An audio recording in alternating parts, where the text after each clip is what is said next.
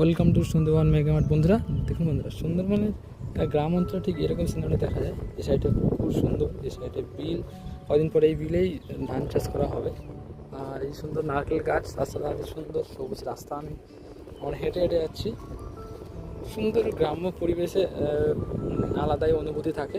চারিদিকে টিলিয়ারের সাউন্ড হচ্ছে, দেখেই বুঝতে পারছো। আর এখন মেঘলা হয়েছে, আকাশে ওই যে সূর্য দেখা যাচ্ছে, কিন্তু এই যে অনুভূতিটা, এই যে সবুজ রাস্তার মাঝখান দিয়ে আমরা যাচ্ছি, দু সাইডে আর কি মাঠ, সবুজ মাঠ। কদিন পরে এগুলো সব জায়গাগুলো সবুজ হয়ে যাবে, কারণ ধান চাষের সময় জায়গাগুলো সবুজ হয়ে যাবে।